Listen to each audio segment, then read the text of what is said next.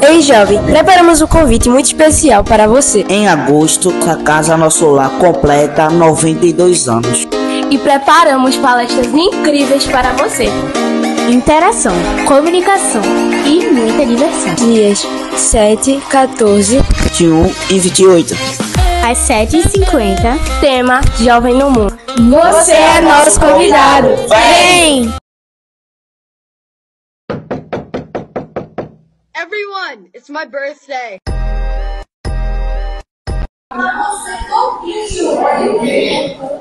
Gente, olha isso. Isso é pro aniversário de 92 anos e é assim.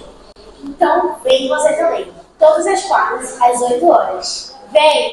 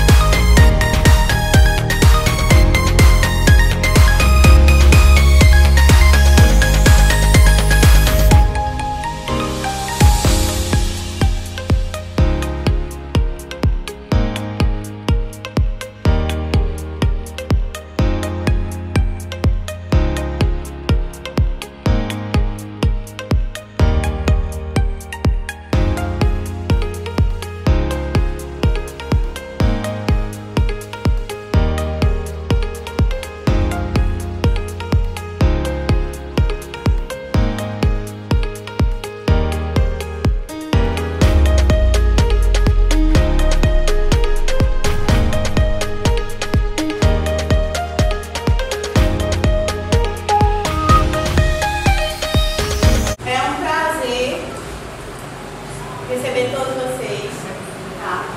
Para hoje iniciar a palestra, a comemoração de 92 anos da instituição Espírita Augusto César, como todos nós conhecemos, Igrejinha, Seu Caetano, a escolinha, a gente que está aqui desde criança já conhece, com o tema O Jovem no Mundo.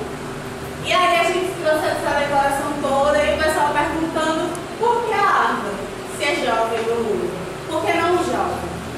Né? E aí a gente traz um storytelling que eu acredito que Jericópolis vai trazer muito mais, desenvolver o tema de jovem, mas é só um pouquinho, né, como nasce a árvore. Para a árvore ser desse tamanho, ela antes era o quê? Semente, que foi plantada, que foi regada, que foi cuidada, e aí ela criou raízes, né?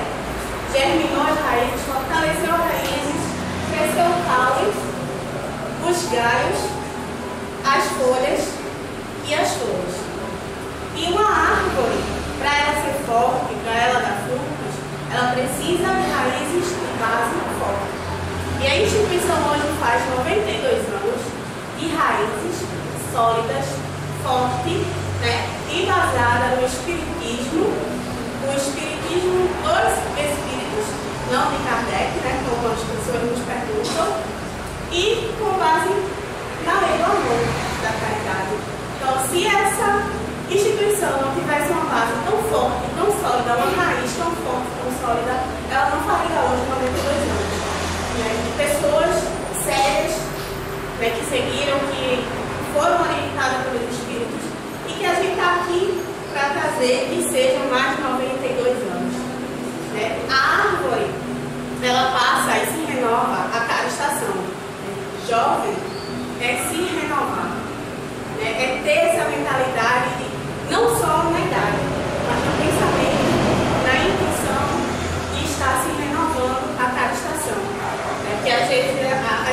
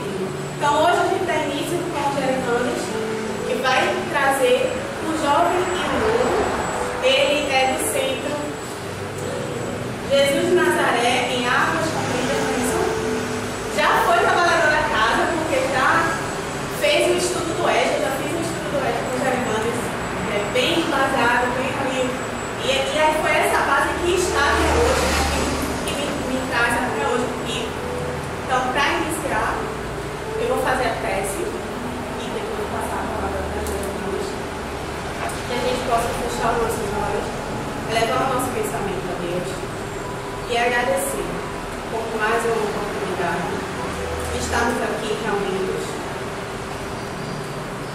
para comemorar, celebrar que sejam mais 92 anos. Muito obrigada a Deus pela minha vida e pela vida dos meus irmãos que aqui estão, encarnados e desencarnados. Ilumina, orienta cada um deles. Leva esta luz, este amor, esta energia para cada lar. Que assim seja. Boa noite, meus irmãos e minhas irmãs em Cristo Jesus. Que a doce paz, também da galera, nosso Jesus Cristo. Isso faça presente em todas as missões, na celebração, de frutos do Pai, possamos envolver-nos aqui, neste momento, acelerando o nosso pensamento, escutando os nossos corações. E nessa atmosfera de paz e de amor que se faz presente, em sintonia com os benfeitores que nos amparam, nos assistem na condição desse trabalho, possamos extrair a essência dos ensinamentos que serão ministrados nesta medicina. Bom, antes de mais nada, meu muitíssimo obrigado, gratidão a pelo convite. Em mês de aniversário, nós sermos convidados para uma instituição, de fato, é um motivo de felicidade, né? E mais ainda por conta do tema, né? O tema sobre juventude, né? Então refletimos sobre o jovem e o jovem especificamente na sociedade. E nesse sentimento de gratidão, né? Falar um pouco aqui, um pouco a nosso respeito, me fez regressar, né, também no nosso período de adolescência, naqueles momentos de incerteza, de inquietação e de escolhas também de modelo, né? Como a Aline já adiantou bastante da nossa fala, quando nós estamos aí nessa caminhada, né, as raízes elas são realmente consistentes por aqueles que nos precederam. E lembramos certa vez de uma instituição que nós fomos convidados, em que lá tinha uma placa, né, e tinha lá a foto do fundador e de alguns presidentes, né, anteriores. E ficamos a refletir, né, na importância de um símbolo relativamente simples. E fizemos um questionamento, né, será que as pessoas conhecem, né, a história daqueles que precederam? Lembramos também, na época de estudante universitário, né, no departamento do qual nós estudamos, em que lá se encontravam também algumas placas, né, e no aniversário, relembrando, né, os fundadores, já com seus cabelos grisalhos. E aí então me fez refletir, né, aqui hoje eu estou, fruto do trabalho de homens e de mulheres extraordinários que ousaram sonhar e concretizar sonhos.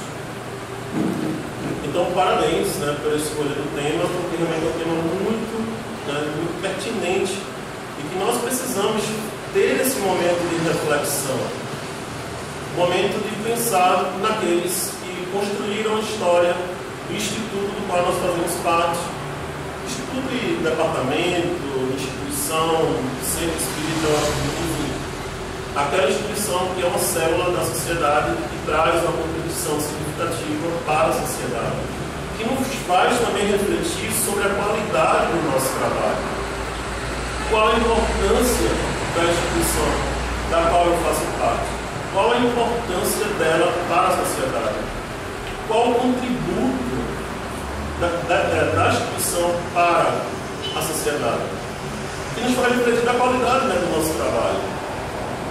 Eu convido sempre, né, quando eu falo a respeito desse tema, convidar as pessoas para fazer a seguinte reflexão.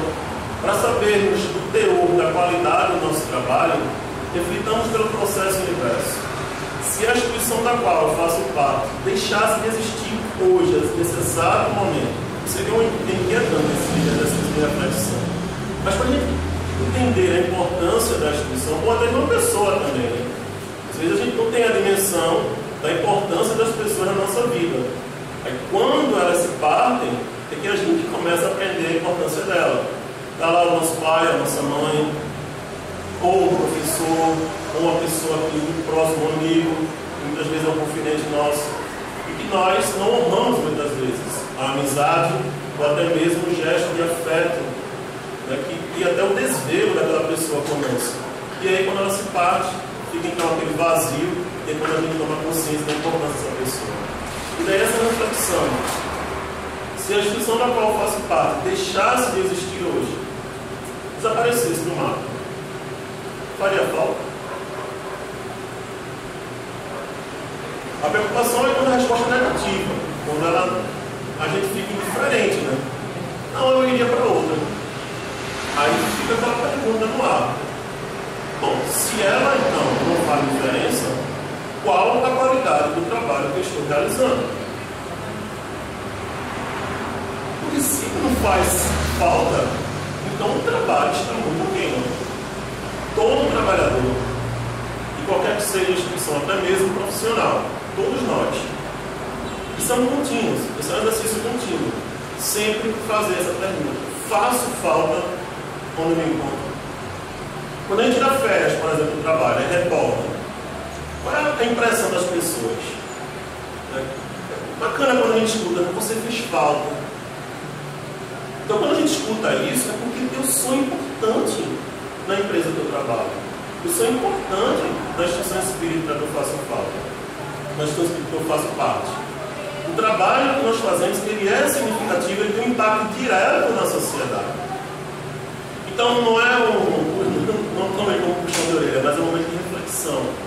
Precisamos constantemente fazer esse tipo de reflexão. E nós já fizemos, né, viemos sempre fazer, né, até alguns trabalhos que nós realizamos. Teve aquele momento, uns momentos, né, que nós trabalhadores ficamos cansados, né? A gente começa a duvidar, a questionar da qualidade do nosso trabalho, se o que nós estamos fazendo está surtindo efeito, está impactando nas pessoas. E aí, certa vez, né, até confidenciando aqui para você, não fale para ninguém não, tá? Quem nos assiste também, não fale para ninguém não, você mesmo. E aí foi aquele momento, né, de tristeza, né, aquele momento que nós nos questionamos, né, acho que não está fazendo muita diferença não. E aí, por misericórdia, né, dos benfeitores, recebemos uma mensagem, né, da mediúnica, que um irmão estava em tratamento e agradecendo, né, pelo trabalho que estava sendo feito na instituição, que nos deixou muito feliz. Então são esses momentos que a gente precisa se indagar. E aí, fechando aí o parênteses, antes do preâmbulo que nós fizemos, pergunta que não quer calar, já que nós vamos falar sobre jovem, que significa ser jovem. Então a gente fala sobre o jovem no mundo, vem as duas perguntas, né? O jovem e a sociedade. O que significa ser jovem? Parece uma resposta muito óbvia, né? Algumas pessoas poderiam dizer: bom, basta a gente delimitar a idade, né? Então, ser jovem é o quê? Tem menos de 18 anos? Ser jovem seria na adolescência, pré-adolescência? O que significa ser jovem? Será que essa palestra, essa nossa preleção aqui, deveria ser apenas para os adolescentes? Alguém ousaria dizer o que significa ser jovem? Além já falar um bocado aí. Nossa, ela já está adiantando aí a nossa fala. A gente estava aí. Jovem, né? Jovem também, vamos dizer, é uma questão de espírito, né? Eu posso até ser velha materialmente, mas se meu espírito me sentir nova, isso aí eu faço.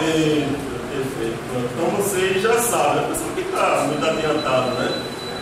Bom, já encontramos adolescentes, seus 13, 14 anos, e velhos e idosos com 70 anos ou mais, jovens.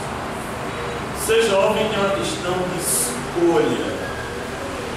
Sim, ser jovem é uma questão de escolha.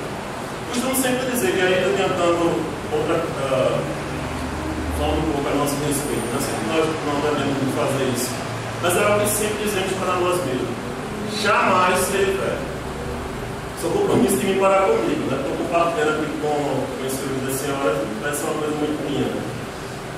Jamais serei velho. Um dia serei idoso, mas velho jamais. Porque ser jovem, como ele falou, é uma questão de escolha. É a sua cosmovisão, a sua percepção de mundo. E a gente já adiantou, é a sua capacidade de se renovar. A pessoa que, por exemplo, tem pouca idade, mas é aquela pessoa que tem dificuldade de se adaptar, tem dificuldade de se inovar, tem dificuldade de poder aprender coisas novas, né, e sempre lamuriando, sempre reclamando das coisas. Então, aquela pessoa que é resistente às mudanças é uma pessoa velha.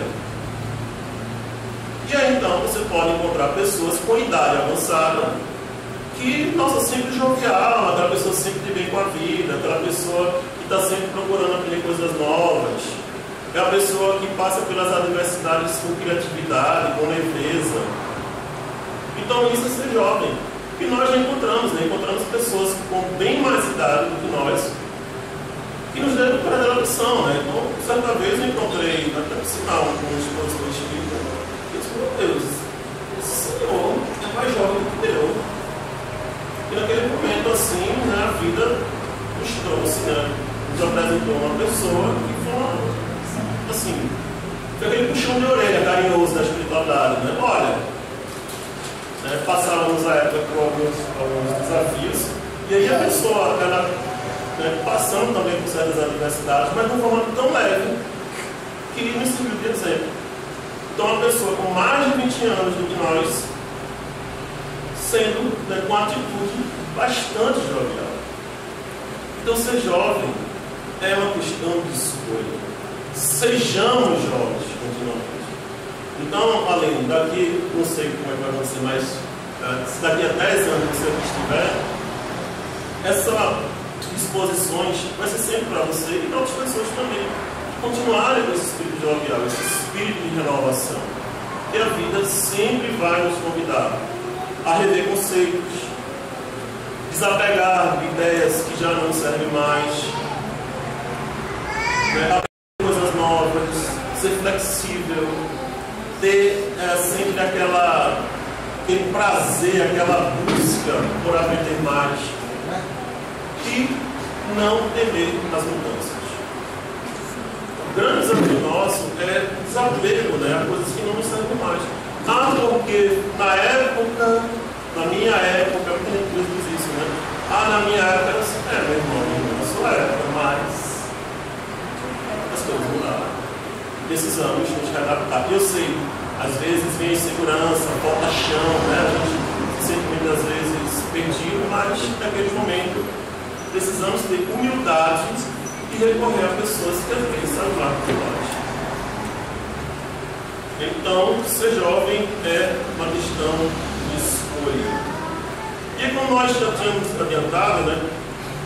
Acreditamos, ou falamos por nós, mas acreditamos que isso talvez sirva para a grande maioria aqui, né? A busca por modelos, né? Na árvore, né? Essas pessoas que aqui estiveram, né, em alguns momentos, provavelmente, acho que até com certeza, são modelos para todos nós aqui. E nessa busca por modelo, né? Como é que nós fazemos? Né? Fica aí, né, um questionamento, né, para a gente poder refletir. O que é que nós admiramos na pessoa? Quando nós buscamos os nossos ícones, os nossos modelos, há algumas características que se sobressaem dessas pessoas e nos causam admiração.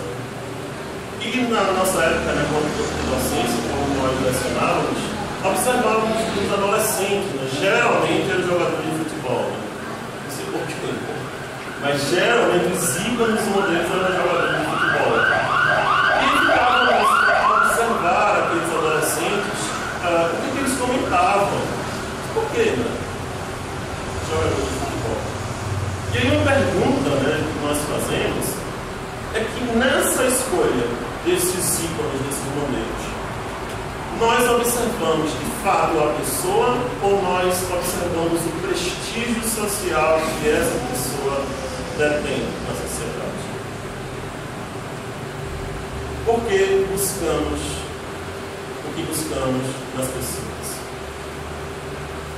Primeiro, quais são os nossos ídolos? Quais são os nossos ídolos? Todos nós temos. Quais são os nossos ídolos? E aí, nesse escrutínio, né, vamos fazer um raio-x dessas pessoas que nós escolhemos para nós como os nossos modelos. Alguma delas humilde, uma pessoa que tem uma vida singela. Porque nesses ídolos que nós os escolhemos por conta do prestígio social que eles detêm ou pela pessoa em si que ele é. Depende do ídolo que você escolhe as duas coisas, depende da pessoa que você é. Um não é valendo ao outro. Mas em muitos casos, né, era esse meu questionamento com os meus alunos. O que essa pessoa, não estamos aqui também dizendo que não é possível você escolher um jogador de futebol, não é essa a questão. Mas a pessoa em si. Porque na escolha desses jovens, desses adolescentes, quando eles faziam aquelas escolhas, e aí eles falavam, geralmente eram pessoas famosas, pessoas que tinham prestígio. E nós encontramos também no próprio movimento espírita, que é por sinal, um colega nosso de trabalho que elogiou a palestra de um determinado expositor, e aí depois que ele disse que gostava da palestra daquela pessoa, ele disse, é ele, e aí falou do cargo social, né, o cargo de prestígio que essa pessoa detinha. E aí ficou a pergunta no ar. Bom, ele assiste a palestra dessa pessoa, ele admira esse expositor pelo conteúdo em si, pela mensagem que essa pessoa leva, ou é pelo fato de ele ocupar esse determinado cargo muito significativo na sociedade. Quando nós lemos a biografia dos grandes pensadores, pelo menos era esse, né, da minha época de adolescente, né, nós escolhemos, e assim, as pessoas que nós escolhemos geralmente eram cientistas ou então algumas pessoas guardadas por conta da arte. Né? E aí na biografia nós começávamos a detectar as vulnerabilidades, as limitações, pessoas brilhantes do ponto de vista intelectual, mas que tinham também suas falhas, os seus equívocos morais. E aí você meio que desmistifica, né, aquela pessoa tão brilhante, mas ao mesmo tempo tão infantil em alguns aspectos. E esse cuidado que a gente precisa ter de desmistificar as pessoas. Não estamos aqui dizer que não se deva buscar os ídolos ou buscar pessoas que a gente possa tomar como referência, mas não torná-la um mito, porque são pessoas falíveis, assim como nós. E quando a gente torna uma pessoa um mito, a gente meio que não percebe as limitações e os equívocos da pessoa. E em alguns momentos precisamos seguir o nosso caminho e a pessoa vai seguir o dela. E essa pessoa pode tomar uma decisão que não vai nos convir. E que nos casos a gente precisa também discordar. Porque todos são seres humanos. Todos eram. Se é uma coisa que a vida nos tem oferecido, nos ensinado, é que nos momentos mais cruciais, nos momentos mais significativos e mais desafiadores da nossa existência, a única pessoa que a gente vai poder contar é conosco mesmo. Não vai ter gabarito, não tem ABCDE. Escolha quem deverá fazer.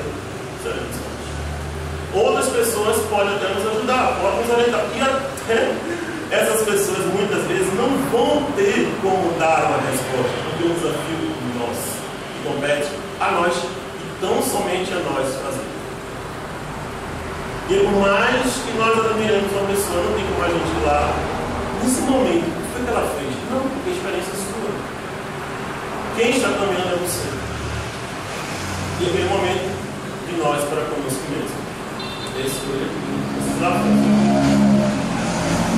É quando a gente começa então a amadurecer e a perceber, né, que não é dar mais valor à nossa própria experiência. Continuaremos admirando as pessoas, mas também aprenderemos naquele momento a amar e aceitar a nós mesmos. E achar beleza na nossa trajetória de vida.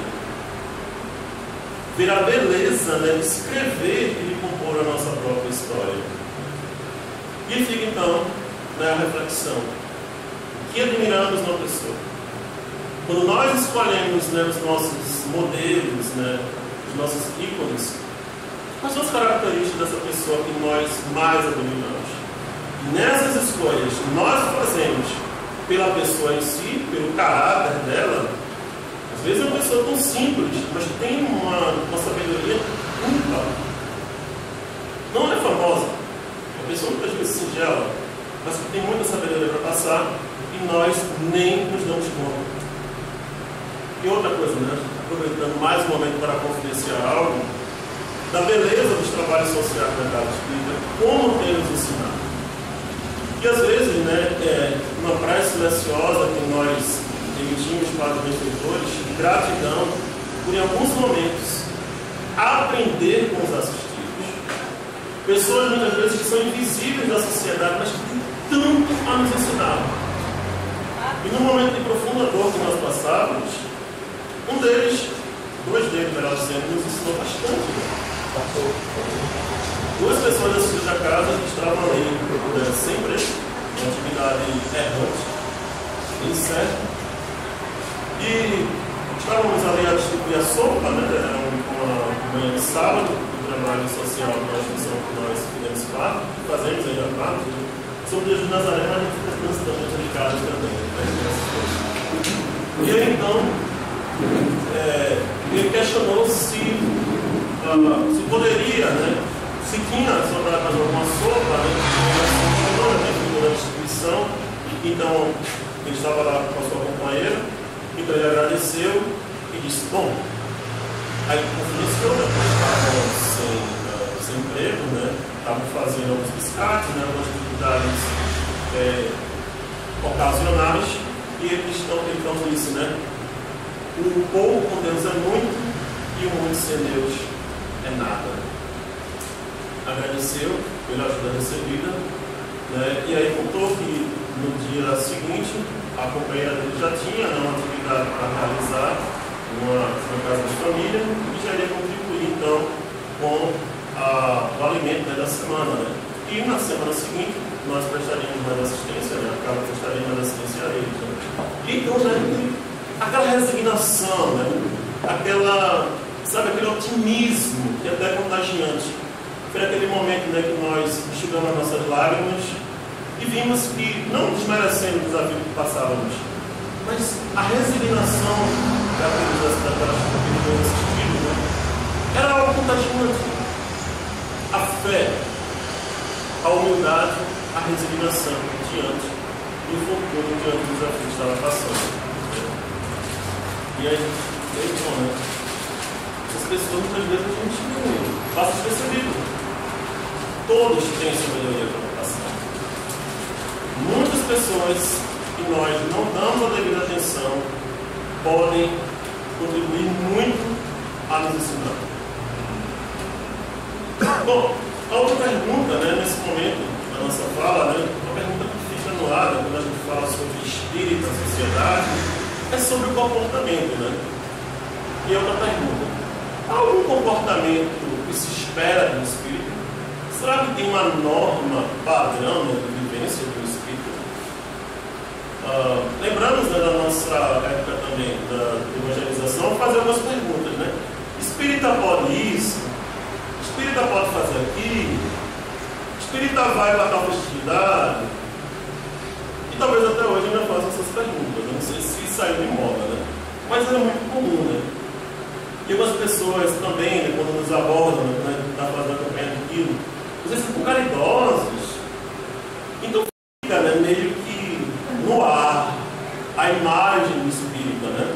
Já vimos, por exemplo, pessoas relatarem que determinado empresário contratou um funcionário, né, entre vários na entrevista de emprego, e, segundo relação da pessoa, pesou muito uma escolha por um deles ser espírita. Não sei se procede, né? Mas também escutaram isso. Porque espírita passa a impressão de pessoa confiável, né? Aquela pessoa caridosa, aquela pessoa que tem certas observações morais. E fica a pergunta, né? Tem um código, né, de ética, digamos assim, um modelo de conduta padrão de um espírito? Eu não tenho. O espírita pode agir de qualquer forma, o espírita mesmo. Ele fez tal coisa, ele é espírita, isso.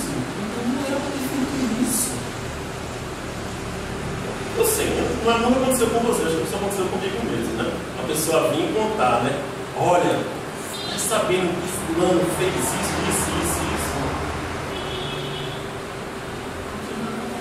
Não acontece, não, claro, né? Não acontece isso, né? Só foi uma vez perdida, não acontece isso, né? Pronto, aquela frase de Paulo, Tasso, tudo me é lícito, mas tudo me convém. Exatamente, né? Bom, já respondendo, né? Sim, de certa forma, sim. E também não. Vamos comentar, né? Uma norma padrão em si, não, porque cada pessoa é uma individualidade. Ninguém vai agir, esses líderes, de determinada forma. Mas que, de fato, existe um código de ética que nós conhecemos, o Evangelho. Então, sim, o Evangelho é um código de ética de todo cristão. Alguns cristãos o compreendem mais do que outros. Aqueles que têm uma maior compreensão do Evangelho, que faz uma observância mesmo, de fato, essa pessoa dá para se perceber que ela tem um certo escrutínio, ela tem um certo nível de discernimento e de conduta moral bem mais, né, assim, digamos, consentânea com os ensinamentos do Cristo do que outros que meio que guardam na cabeceira da cama e que, de vez em outra, dá uma lida, né? Então, o código de ética do cristão é o Evangelho de Jesus. O que isso não significa né, dizer todos aqueles que estão no espectro do espiritismo o observem. O que nós sempre tomamos, e aí a gente fala um pouco do nosso entendimento, é de agirmos com honestidade emocional. Você ser honesto consigo mesmo. É aquela busca, né, contínua que Joana de Ângela ela sempre nos convida, como também o benfeitor Mané, esses dois gigantes, né, do espiritismo vem realmente nessa estandarte, né, do autoconhecimento, a busca por si mesmo. É de se autoconhecer. Você se identificar como eu sou. É o dilema do real com o ideal. O ideal é isso aqui. Mas o real é isso aqui. Eu me encontro nessa condição. E eu preciso me permitir viver de acordo com as minhas possibilidades. Mas eu nunca vou perder o farol norte daquilo que eu almejo. Eu almejo atingir que estágio de desenvolvimento. Quando a gente lê, por exemplo, Paulo Estevão, a gente encontra gigantes do cristianismo, como o próprio Estevão, o primeiro mártir do cristianismo, um gigante como Paulo de Tarso. A sua transformação, a sua luta realmente pelo Evangelho, de perseguidor a perseguido, e vindo até ser um dos marcos do cristianismo. Então, fica aquele exemplo para nós.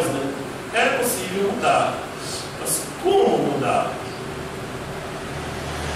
Eu ainda me encontro nessa condição, e ser honesto consigo mesmo. Como é que eu vou, então, vivenciar? Como é que eu vou, então, me posicionar diante da própria sociedade, diante dos prazeres da sociedade? Eu estou encarnado. Eu estou encarnado. Aí a gente vê os exemplos, os modelos, e meio que se aliena. A gente precisa nunca se alienar, sempre se honesto consigo. Eu me encontro nessa condição. E no momento eu vou me permitir viver dentro do meu estágio de desenvolvimento, mas sem perder o norte, sem perder o farol, aquilo que eu quero atingir. E sim, virtudes se desenvolvem. Qual a virtude, ou quais as virtudes que eu vou buscar cultivar na minha jornada? Vou viver de qualquer forma ou eu vou viver de acordo com determinados valores? Alguns princípios, alguns valores são inegociáveis e não podemos abrir mão. E no momento em que nós abrimos mão deles, aí sim a gente se perde. Quais são os valores que são fundamentais para a gente?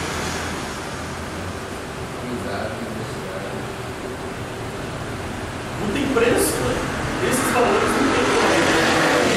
E no momento que a gente se dispor deles, assim, é uma verdadeira traição, A gente sabe como a gente fica, Então não, eu prefiro ficar nessa condição aqui, mas eu não vou abrir mão disso, não. Não quero. esse tipo de proposta do ministério. Assim, a gente tem esse discernimento. Podemos sim buscar esses modelos, as pessoas que, né, assim, são verdadeiras autoridades morais para nós, né? Pessoas que passaram por uma vida de uma forma, às vezes, mínima, né? O Chico, né? São mínima, mas uma pessoa, né, um gigante do ponto de vista moral. Mas nós vamos ter o nosso desafio, né? E exatamente nesses desafios que a gente precisa então fazer as nossas escolhas. Enfim, há um comportamento do ponto de vista que existe um código de ética, mas não vamos padronizar. Porque no momento que a gente faz uma norma padrão, nós perdemos as individualidades, né? Cada ser humano é único. Uma das coisas que sempre nos angustiou quando a gente conversa assim com as pessoas mais velhas é dizer assim: eu já passei por isso que você está passando. Passou. Não tem como duas pessoas passar pela mesma experiência, porque são duas coisas completamente distintas. Já experienciei algo parecido. O que você está passando agora? Eu já tive uma experiência parecida, mas não foi a mesma experiência, porque são duas pessoas completamente distintas. E mesmo supondo que fosse a mesma experiência, mas não tem como fazer comparação, porque são duas pessoas completamente distintas. Então, algo que é fundamental que a gente precisa sempre ter na nossa vida é jamais se alienar. Fulano, ele fez o que ele fez, porque ele é fulano. Eu vou fazer aquilo que está dentro das minhas possibilidades e do jeito que me compete fazer e que eu posso fazer. Perdão quem é pai e quem é mãe, mas tem uma das coisas que é terrível, né, que um pai ou mãe pode dizer para o filho, né? Aí tem o mais velho e tem o mais novo. Aí a mãe para o mais novo: faça como seu irmão fez. Não faça isso. É João e José, né? João é o mais velho e José é o mais novo. João fez o que ele podia fazer dentro das possibilidades dele, porque ele é uma individualidade de João. José é o mais novo. Vai fazer aquilo que ele puder fazer dentro das possibilidades dele. Pergunta ao seu irmão como ele fez, mas jamais diga para uma criança para ela fazer como a outra fez. Ela vai ficar sempre envolvendo, né? Aí olha, né? Aí começa a ser angustiado, porque não fez como o outro fez. Você não vai fazer como o outro fez. Você vai fazer do seu jeito, com as suas possibilidades, porque você tem as suas próprias experiências. E jamais esqueça as suas experiências. Jamais esqueça quem você é. Tenhamos os modelos, tenhamos os exemplos, mas os momentos das escolhas só vamos poder contar conosco. E essa é a beleza da vida, porque vai ser o nosso legado. Qual é o nosso legado? Ou qual será o nosso legado? Quando a gente partir daqui, o que a gente quer deixar? Eles já deixaram, né? E nós? O que nós queremos deixar? Pelo menos os nossos antepassados como modelos. Sem jamais esquecer quem nós somos. Cada um de nós vai deixar um legado. Qual é o legado? Eu quero deixar. Todos nós podemos deixar. Bom, se nós pudéssemos, né, sintetizar em uma única palavra, né, o que significa, né, ser espírito, porque sobre a questão de comportamento, né, o comportamento do espírito tem muito a ver com o que significa, né, ser espírito. Né? Ele fica, bom, nós temos que responder, né? Vamos fazer essa pergunta, né? O que significa ser espírito? A gente já falou, né? Na sociedade, o padrão de comportamento que se espera do espírito em decorrência do código de ética dos espíritas que é o Evangelho de Jesus. Mas o que significa ser espírito? Pergunta profunda, né? Pergunta meio chatinha, né? Eu acho que a resposta lá no item do Evangelho fala a parte de ser perfeito. É o homem de bem, né? O homem de bem, enfim, né? Eles querem sobre a perfeição moral. Pelos esforços que fazem, né?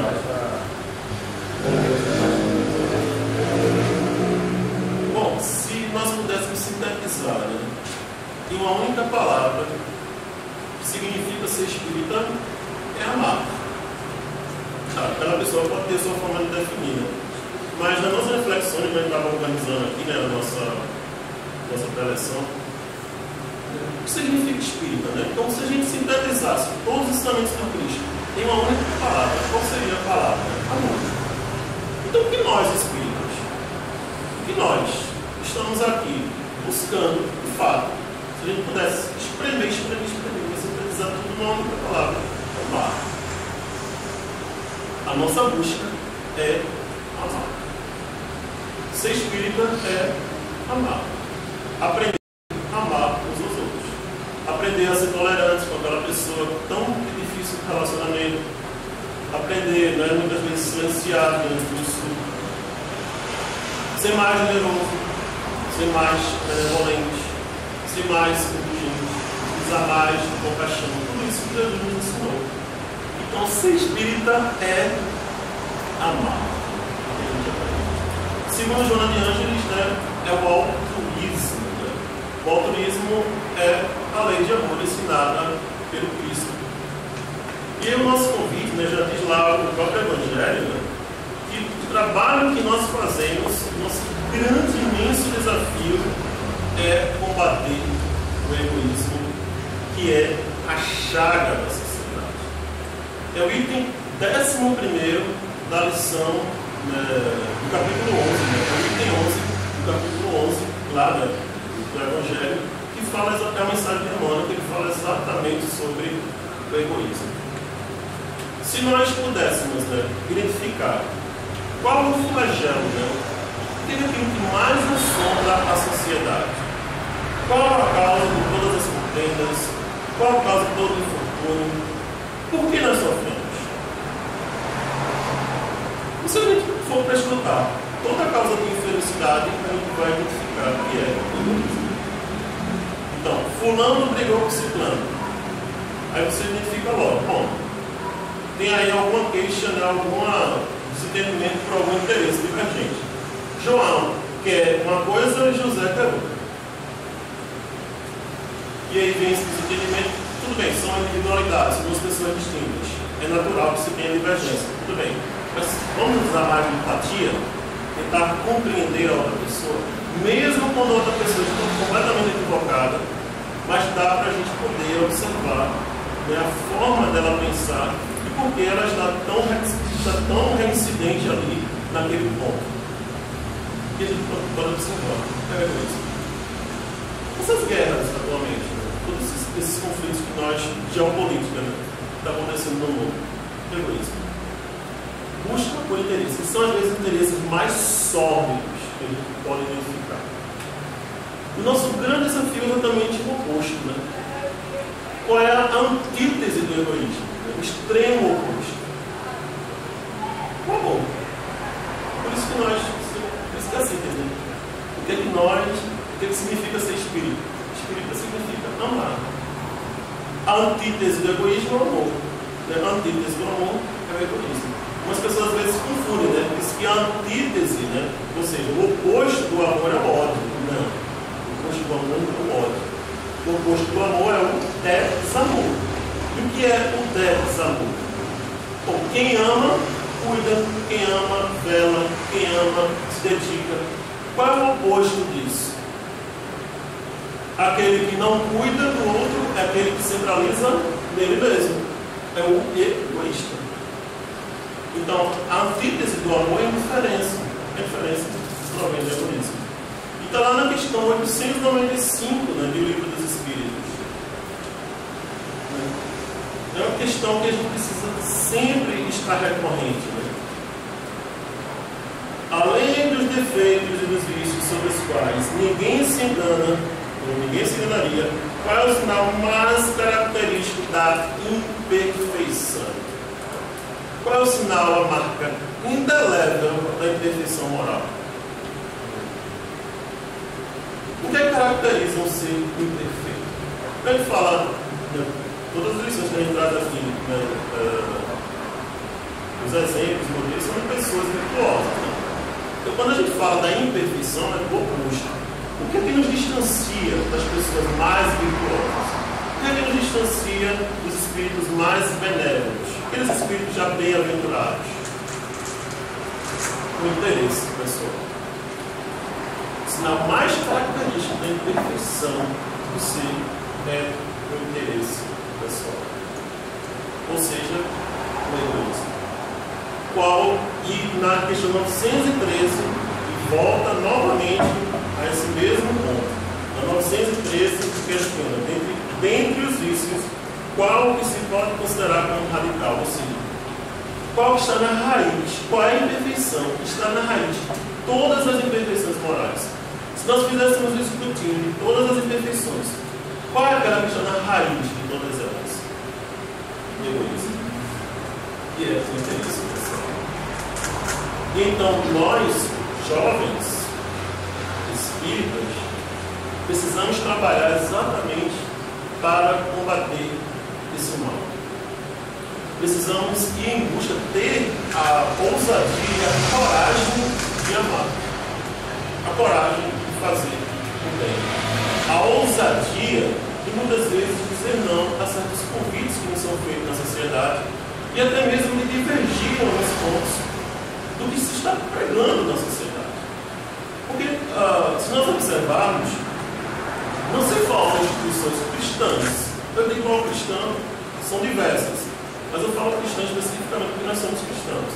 Então, não se faltam instituições cristãs.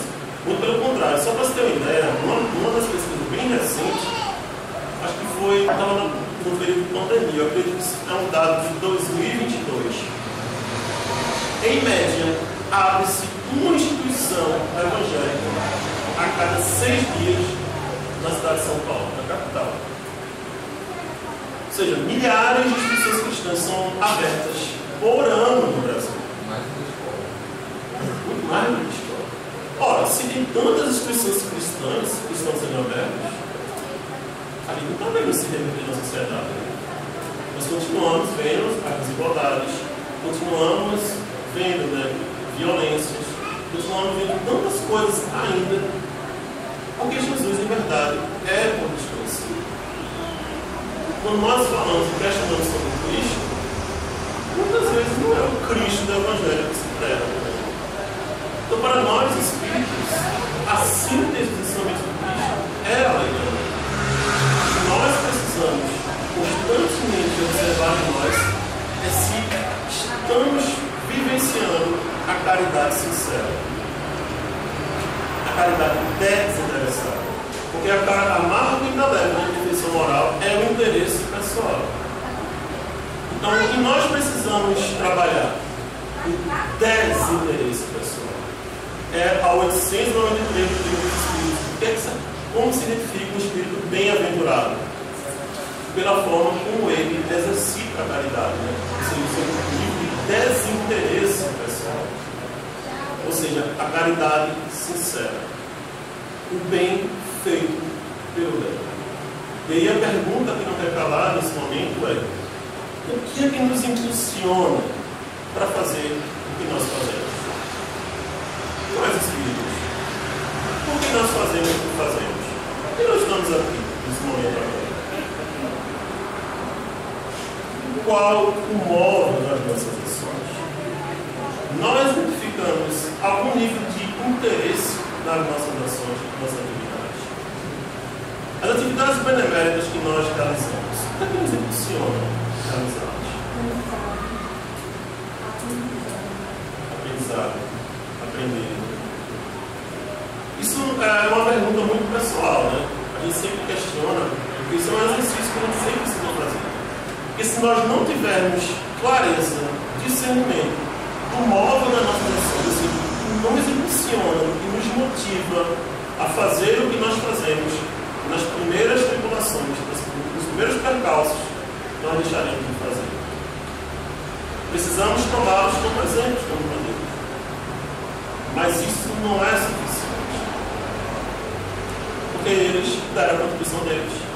Nós é que estamos agora com os nossos desafios. Eles tiveram os deles. E nós temos os nossos desafios. Então isso é algo muito foroente, né? Muito pessoal. O que me motiva? O que me impulsiona? Por que eu faço o que faço? Qual é o modo das minhas ações? Por que estou aqui? Se não tivermos clareza, discernimento quanto isso, invariavelmente, diante de algum percalço, podemos esmorecer e até mesmo perder o sentido e deixar de fazer o que nós fazemos. O egoísmo faz parte, né? É um desafio nosso. E aí a gente precisa ter esse nível de honestidade emocional conosco. Há algum nível de interesse por trás. E quando a gente fala de interesse pessoal, os espíritos também colocam, não significa dizer algo de ganho material. Pode ser algo puramente imaterial. Pode ser, por exemplo, algum nível de prestígio social. Ou pode ser, sei lá, das mais diversas coisas. O interesse pessoal é egoísta. Né? A pessoa que obter algum ganho, obter algum tipo de vantagem do exercício de alguma atividade. Então pode ser, por exemplo, poder. A pessoa quer sempre ficar na posição, por exemplo, de destaque. A pessoa quer, por exemplo, ser reconhecida pelas demais. E aí a atividade, né, o exercício mental que a gente sempre convida as pessoas a fazerem nesse momento, né, é a seguinte: se fosse possível fazer tudo o que os senhores e as senhoras fazem, todas as atividades benéficas, no mais complexo sigilo, você faria? Essa é a pergunta completada. Quando a gente se faz essa pergunta, isso é uma pergunta, não tem gabarito não, só ABCDE não. É uma pergunta que a gente faz para a gente mesmo. É um exercício mental. Se eu pudesse fazer tudo o que eu faço no mais complexo de vida, porque essa é a verdadeira caridade. A caridade desinteressada. É o bem que você faz, e aí o reconhecimento é seu. Não tem aplauso, não tem plateia, não tem reconhecimento. É você com sua consciência. Se fosse possível fazer o bem no mais complexo sentido, você faria. Se isso pesar, é um indício, um forte indício, de que ainda está muito interesse pessoal por trás. Ainda muito personalismo nosso. Eu sei que isso não tem uma obra escrita, né? Pessoas, né, com personalismo, vaidade, orgulho, né? Não tem, né? A gente não tem humilde, né? Então não tem muito isso. Mas lá fora tem, né? Pessoas muito vaidosas. Aí quando vai, né, escolher alguma atividade, normalmente fica sempre a tribuna, né? Porque aí evidencia. Nós já ouvi falar de instituição que as pessoas disputam mesmo a mediúnica. Trabalho mediúnico é um trabalho que não tem, né, evidência, né? É só você e a espiritualidade, né? Mas geralmente tem, né? As pessoas disputam mesmo a mediúnica. Limpar, por exemplo, a casa, né? Limpar a instituição, as pessoas disputando. Né? Não, quem vai limpar o centro desse domingo sou eu. A pessoa imagina, né? São pessoas, né, muito caridosas, né? Essas atividades que não dão evidências, né? Mas lá fora no mundo espírita tem, né? Você próprio não tem isso. Então é esse nível de interesse. Há algum nível de interesse. Então quando a gente faz esse questionamento, se ele pesa, é porque nós ainda temos muito personalismo para trabalhar. Se for algo leve, já é um indício de que nós estamos caminhando para, né, a caridade desinteressada. Então é aquele convite contínuo, né? O convite a silenciar diante, muitas vezes, do insulto. Não revidar quando receber uma crítica, né, o famoso melindre. No movimento espírita não tem, né? Pessoas melindrosas, né? Eu sei, vocês já conhecem isso, né? Lá fora tem, mas não tem, né? Então a pessoa dá uma crítica, né? Aí meu irmão, como é que se faz? Obrigado! Né? A pessoa agradece pela crítica, né? Feita, né? A pessoa está ali com toda a boa vontade, né? Querendo, né, que o trabalho da pessoa melhore, e aí a pessoa agradece, né, quando recebe uma crítica. Não é assim? Aí vocês falam, não é assim, né? As pessoas se criticam, não sei, passou horas, dias ali preparando o trabalho, né? Aí aquele irmão, né? A pessoa é o que coroa o trabalho, né? Você fez todo aquele carinho, a pessoa quase não aparece no centro, né? Quando vem na instituição, aí lá aponta, né? Tá tudo, mas pelo aquele Aquele detalhe, a pessoa vai lá e aponta, né? Aí como ele faz? Vou melhorar. Claro que não bate desânimo, não bate desânimo, né? Ninguém fica desanimado por causa disso, né? Todo aquele carinho que você depositou ali no trabalho, né? Você não fica desanimado não fica, né? Lá fora as pessoas ficam, mas normalmente você, né, escuta, recebe de muito bom tom, vai para casa, reflete, analisa, né, o que a pessoa comentou e faz aquela correção no trabalho, né? Se for igual né? Se for pertinente, se não for, a pessoa escapa. Mas é isso, é esse trabalho que a gente precisa fazer. Esse termômetro, né, do nosso nível de interesse pessoal. E o grande desafio é que a gente conseguisse despir o personalismo. Ou seja, o trabalho da humildade. Reconhecermos precisa ser reconhecido. Começar, né, o exercício da partilha, do compartilhar uns com os outros. Joana de Ângelo, na obra Plenitude, no capítulo 6, ela fala sobre o altruísmo. E aí fica a pergunta, né? O que é o altruísmo? Né? Que amor é esse que Jesus nos ensinou? Por que tem tantas discussões sendo abertas? Né? As pessoas falam tanto do Cristo, mas parece que o amor que Jesus nos ensinou é um desconhecido. E algumas pessoas questionam, Gervanes, altruísmo é a mesma coisa de generosidade? A pessoa generosa significa dizer que ela é uma pessoa altruísta? Joana disse que é o primeiro estágio. Para chegar a um nível de amor, né, esse amor que Jesus nos ensinou, o amor altruísta, que é de se doar, de se entregar para a humanidade, o primeiro estágio é a generosidade. E aí o exercício que precisamos fazer para conosco mesmo, nesse momento de, não é de crítica, é de identificação, pelo amor de Deus. Não nos critiquemos, né? É identificar. Todo o convite que a gente faz aqui é um convite de autoconhecimento, né? O autoconhecimento tem que ser uma coisa agradável. No momento que a pessoa começa a se analisar e começa a apontar e se criticar, vai ser uma tortura. Então, identificação. O indivíduo generoso é um indivíduo que tem um prazer em compartilhar as suas conquistas. A pessoa generosa é aquela pessoa que, quando ela compartilha, ela sente o gozo da alma. Muitos aqui devem vivenciar isso, né? Normalmente, por exemplo, no trabalho social, por exemplo, o trabalho da sopa, você passar a manhã lá cortando os legumes, preparando aquele alimento. E aí, então, quando você vê as pessoas, né, beneficiadas, tomando aquela sopa, e aí um elogio, né? Que tempero gostoso, obrigado, irmã. E aí bate aquela felicidade. Por exemplo, quando vai a um shopping, você está lá fazendo suas compras, e aí você se lembra daquela pessoa querida. Né? Pode ser o cônjuge, pode ser um amigo, pode ser um parente, né? E aí você vê aquela roupa e você se lembra, fulano. E aí você compra aquele item e quando presenteia, ver a pessoa vestida aquela roupa que você presenteou, você sente aquele bem-estar. É o gozo, o bem-estar da partilha. O indivíduo generoso é o indivíduo que procura servir, que procura ajudar, que procura contribuir onde quer que estiver. Então, no trabalho, por exemplo, a pergunta, como eu posso melhorar? Eu faço diferença no meu trabalho? Eu bato ponto logo, e aí começo a trabalhar, depois bato ponto e vou embora? Eu procuro realmente olhar para o lado, ver se alguém está precisando de algo. Questiono-me se eu posso contribuir com alguma coisa a mais. Questiono-me se o Augusto César está precisando de algo e o que eu posso contribuir para mudar e para melhorar a instituição.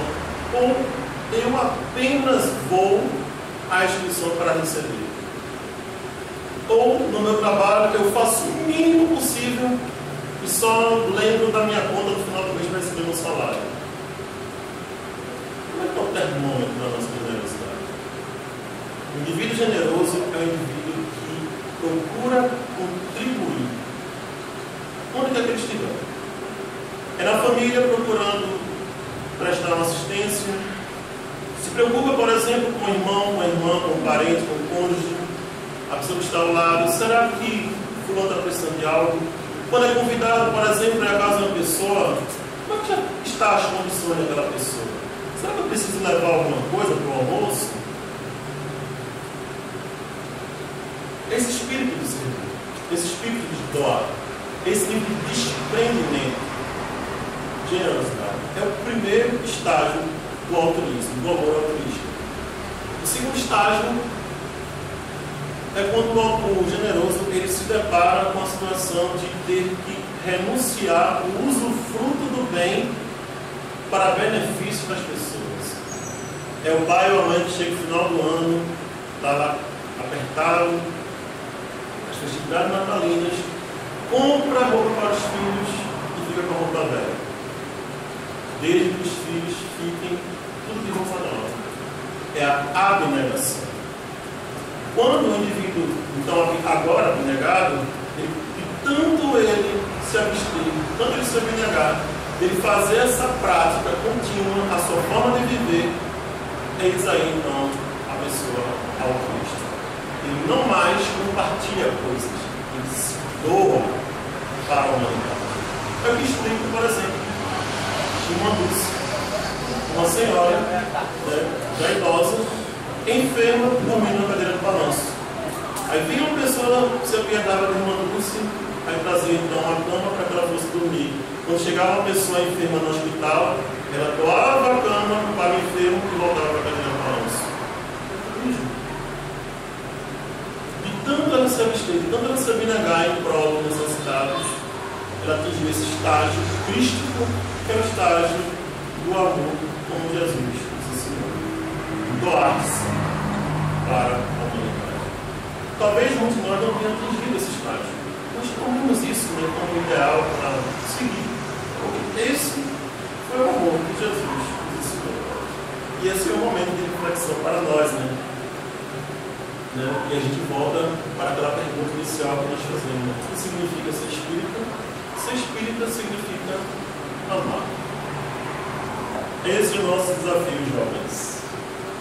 Desafio de compreender a lição do Cristo e poder vivenciar todos os dias do nosso viver. E ser espírita é uma questão de escolha. Ninguém está obrigado a ser espírita. Mas ser espírita também não tem que se partir do nosso foro íntimo, partir de uma escolha consciente se é essa proposta de vida que nós queremos para a nossa vida. E uma vez que nós tenhamos consciência e tomemos essa resolução, que nós possamos então abraçar e caminhar, trilhar de forma suave, de forma prazerosa. Não é para ser uma coisa obrigatória ou um fardo, mas é uma escolha consciente, agindo de forma muito honesta. Eu tenho sempre uma reflexão entre o ideal e o real. Eu me encontro aqui, eu me permito estar nesse estágio e eu vou caminhando todos os dias, tendo como foco, né, o Mestre Jesus. E um dia todos nós atingiremos esse estágio que o nosso Senhor Jesus atingiu, que é o estágio de perfeição. Então, muita paz a todos. Mais uma vez, agradecemos o convite, né, que foi realizado. Foi um enorme prazer estarmos aqui, né, nesse momento, né, de reflexão. E lembremos, ser jovem é escolha. Sejamos sempre jovens. Sempre. Mesmo idoso. Um dia nós seremos idosos, mas jamais seremos velhos. Muita paz. Nós é que agradecemos, né, a presença. Gente, o passe vai ser individual, então vai ser chamado pela ordem ali da assinatura. Quem não assinou já sabe que vai ficar, né, para depois. Próxima quarta, o tema é violência, dando continuidade à nossa programação do aniversário. Esperamos todos vocês aqui, casa cheia, coisa linda. E só agradecer.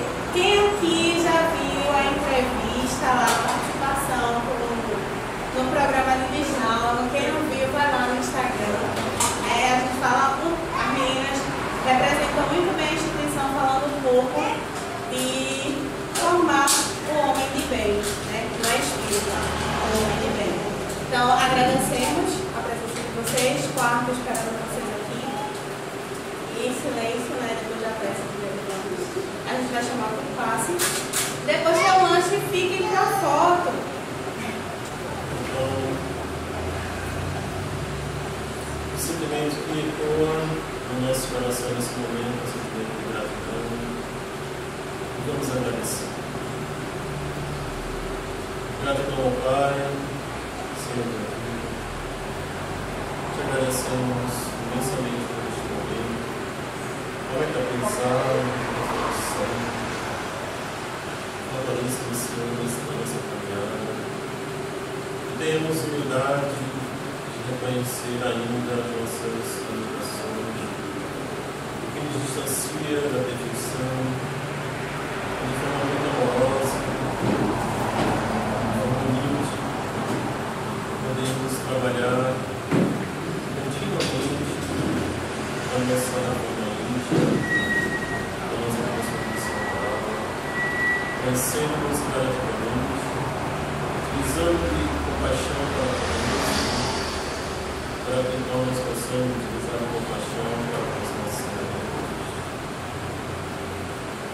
Sermos mais indulgentes, tolerantes, saber silenciar diante de momentos de reflexão e assim, ó Pai, estabelecermos uma convivência mais fraterna, mais saudável, momentos entendimentos, em que possa reinar a paz, a concórdia e a união. E esse sentimento, Senhor, possa ecoar cada vez mais, possamos colocá-los em prática na nossa vivência, na nossa atitude. E assim, Senhor, gradativamente, as nossas ações possam ser muito mais expressivas do que as nossas próprias palavras. Que nessa construção, um dia possamos dizer: o teu reino, Senhor, aqui se faz presente em nós. Que assim seja. Toda paz.